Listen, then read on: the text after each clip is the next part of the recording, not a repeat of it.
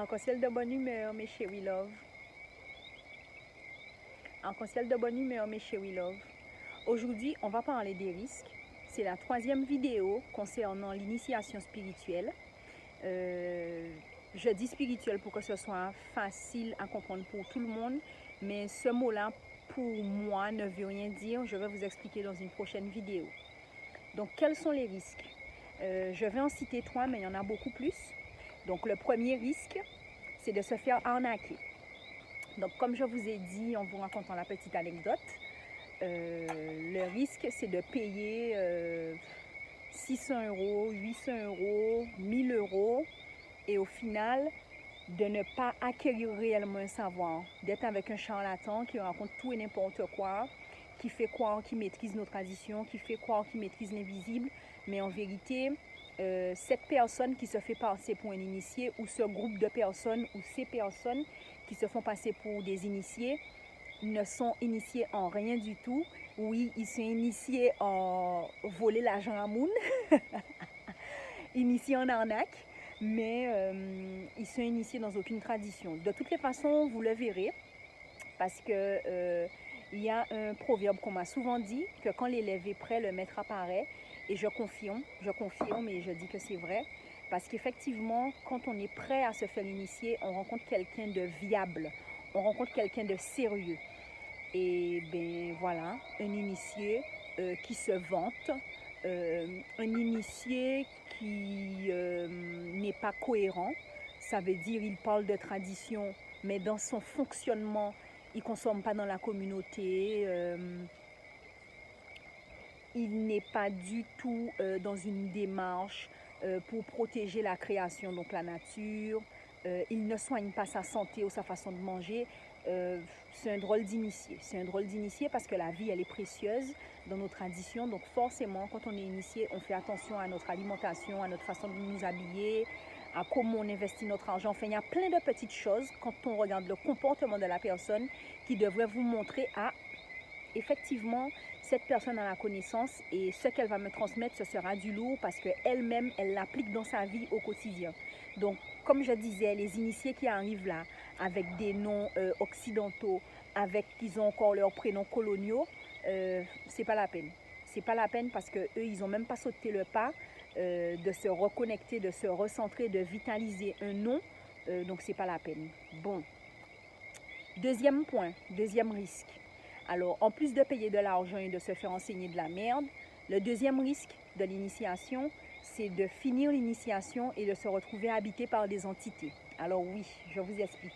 Dans l'invisible, il y a des bonnes entités et normalement, il y a de mauvaises entités. C'est pour l'équilibre, d'accord?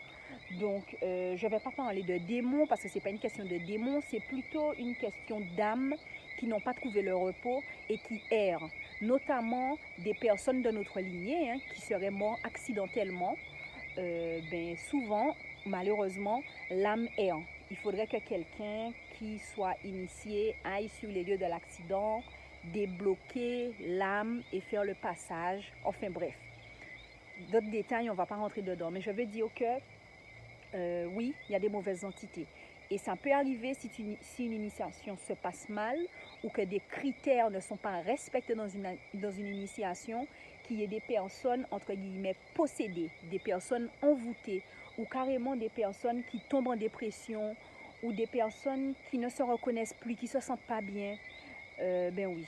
Tout ça, ça fait partie des conséquences d'une initiation qui n'aurait pas eu lieu dans de bonnes conditions. Voilà. Donc, ça peut nous donner aussi des troubles de sommeil, des troubles alimentaires, des troubles du langage, des troubles de la pensée, enfin bref, toutes sortes de troubles, toutes sortes de déséquilibres, parce qu'en fait, on serait en compagnie de quelque chose dans l'invisible qui vibre bas, qui résonne faiblement en fait. Et donc, tout ce qui vibre bas est nuisible.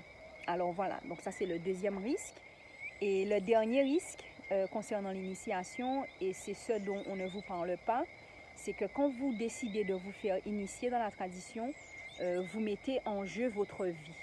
Alors, mais il faut savoir que l'invisible, des fois, a des exigences et qu'une fois que tu te fais initier dans une tradition, forcément, tu as des conventions avec l'invisible, donc tu as des conventions. Sur ma dernière vidéo, ben, j'ai parlé d'alcool. Je n'encourageais pas les gens, je l'ai mis dans la description, mais bon, tout le monde n'a pas lu la description.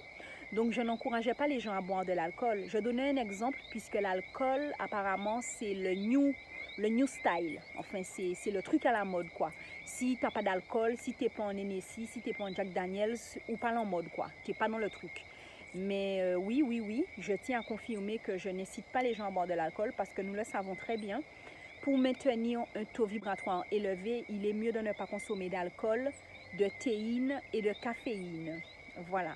Donc ça, on le sait, mais je le redis. Et d'ailleurs, moi-même, je fais au mieux. Mais parce que oui, effectivement, pour garder un taux vibratoire élevé, en plus de l'alimentation et de la façon dont on vit, ouais, bannir l'alcool, c'est mieux.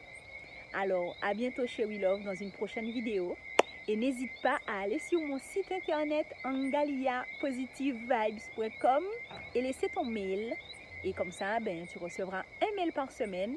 C'est gratuit, hein. Donc inscris-toi, on va parler de tradition ancestrale kamite. Il y aura des petites anecdotes et aussi des astuces. Allez, à bientôt chez We Love. Mouah.